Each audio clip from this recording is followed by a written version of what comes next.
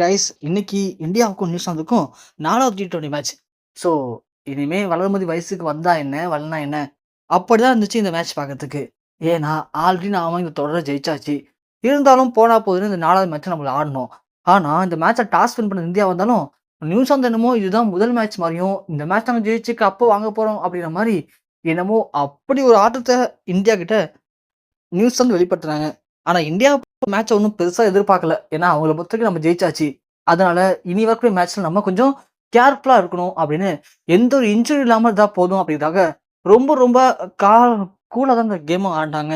ஆனா அத புரிஞ்சுக்காம நியூசிலாந்து உசுர குடுத்து இந்த மேட்ச்ல என்னமோ பெரிய ஒரு அதிரடி ஆட்டத்த வெளிப்படுத்தியிருக்காங்க.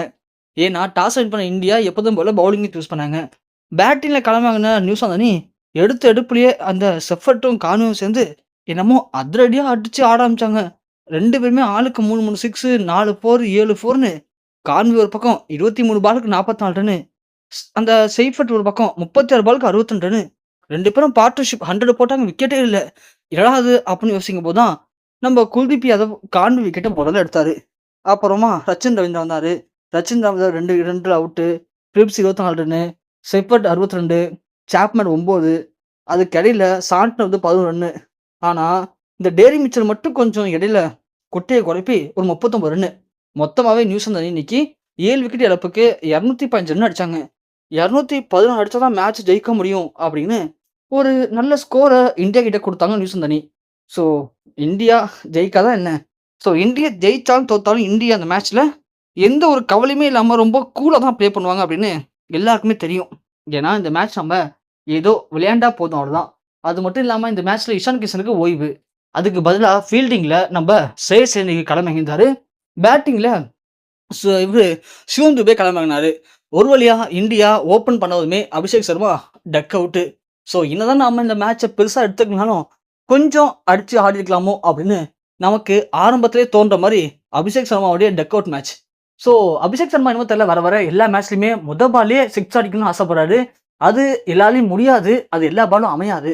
அமைஞ்சா அடிக்கலாம். அமையலன்னா கொஞ்சம் பொறுமையாவே அடிக்கலாம். ஏன்னா நமக்கு நல்ல ஓப்பனர் கிடைச்சிட்டாங்க அப்படின்னு நெனச்ச இந்த நேரத்துல, அபிஷேக் சர்மா 2, 3 மேட்சா சீக்கிரமா அவுட் ஆவுறது நமக்கு கொஞ்சம் கஷ்டமா இருக்கு. அதன் பிறகு நம்ம சூர்யாவும், சஞ்சு சாம்சனும் ஓப்பன் பண்ணாங்க. சூர்யா எப்போதும் போல 8 பாலுக்கு 8 ரன்ல அவுட் ஆயிட்டாரு. அதற்கு பிறகு சஞ்சு சாம்சன், அப்புறம் யாருமே எதிர்பார்க்காத அளவுக்கு ரிங்கு சிங் அணிக்கு ரொம்ப சீக்கிரமா இறக்கி விட்டாங்க. ஸோ சஞ்சு சாம்சன் ஒரு பக்கம், ரிங்கு சிங் ஒரு பக்கம். ஆனா, இப்படி இருந்தாலுமே நம்ம நெனச்ச மாரி பிளேயர்கள் யாருமே சரியா ப்ளே பண்ணல. ஸோ சஞ்சு சாம்சன் 24 ரன்னுக்கு அவுட்டு. நம்ம ரிங்கு சிங் 39 ரன்னுக்கு அவுட்டு. அதுக்கு பிறகு இறங்குன ஹர்திக் பாண்டியா 2 ரன்னுக்கு அவுட்டு. இப்படி இந்தியா பெரிய ஒரு இலக்க சேஸ் பண்ணி போறோமேன்னு கொஞ்சம் கூட பயமே இல்லாம, இந்த மேட்ச் ஜெயிச்சாலும் தோத்தாலும் நமக்கு கவலையே இல்ல அப்படின்னு ரொம்ப கேர்லெஸ்ஸா விளையாடி, ஸோ நியூசிலாந்து கிட்ட தனது தோல்விய அவங்களாவே வேணும்னு விட்டு குடுத்துருக்காங்க. So New Zealand இந்தியாவ ஜெயிக்கல. இந்தியாவா நமக்கு இந்த மேட்ச் முக்கியம் இல்ல அப்படின்னு தோத்து போயிருக்காங்க. இதனால நியூசிலாந்துக்கு இந்தியா ஆறுதல் வெற்றியா, இந்த வெற்றிய பிச்சை போட்ட மாரி தான் இன்னைக்கு இந்த மேட்ச் அமைஞ்சிருக்கு. ஸோ இந்த மேட்ச் குறித்து உங்களுடைய கருத்து என்ன? ஸோ இந்தியா உண்மையிலே இந்த மேட்ச எப்படி விளையாண்டாங்க நீங்க பார்க்குறீங்க? உங்க கருத்த கீழ மறக்காம கமெண்ட் செக்ஷன்ல பதிவு பண்ணுங்க.